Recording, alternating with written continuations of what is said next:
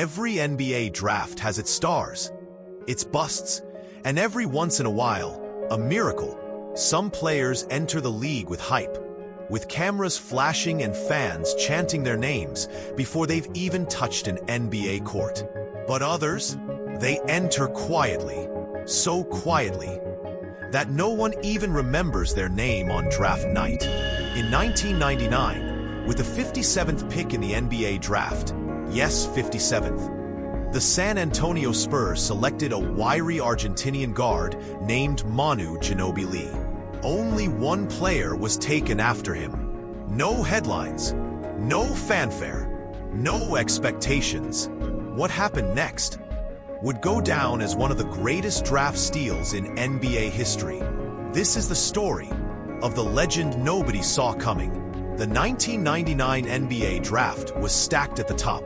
Elton Brand went number 1. Steve Francis, Baron Davis, Lamar Odom, Wally Szczerbiak. All high-profile prospects with massive college followings. ESPN analysts broke down every angle of their game. Meanwhile, at pick 57, a name most Americans had never heard before was announced almost as an afterthought. There were no camera shots, no reactions. Even Spurs fans barely noticed. And honestly, neither did the Spurs themselves. Greg Popovich later admitted they weren't expecting much. After all, the second round is usually filled with long shots, stashed, waived, or forgotten.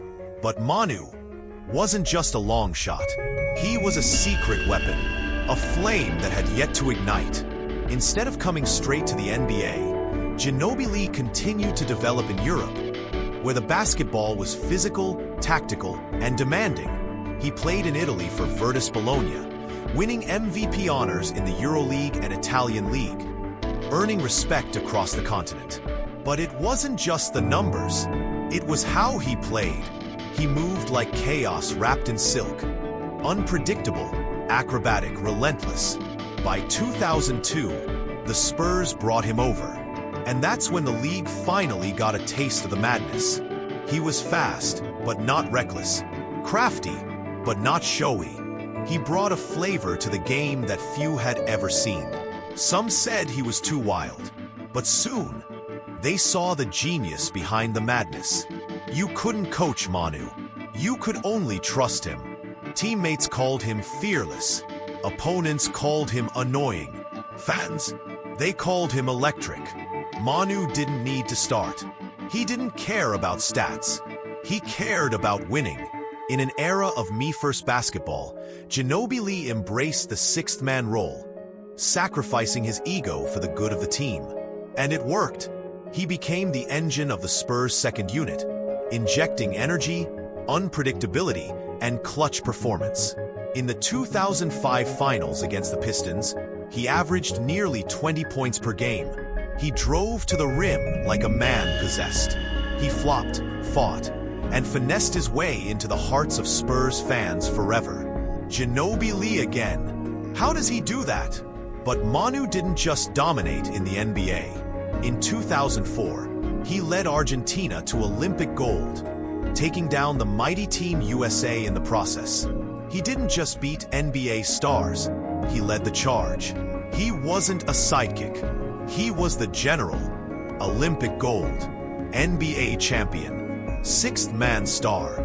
And through it all, he never complained about playing off the bench. He never demanded the spotlight. He earned it every single time. Let's put this in perspective. There were 56 players picked before Ginóbili. Only a handful lasted 5 years in the league. Even fewer made a single all-star team. Ginóbili, 4-time NBA champion, 2-time All-Star, 6th Man of the Year, Olympic gold medalist, EuroLeague MVP, FIBA Hall of Famer, NBA Hall of Famer, jersey retired in San Antonio, loved worldwide, and yet, he was 57th. We didn't draft a player, we found a culture. Manu wasn't just a steal, he was a revolution.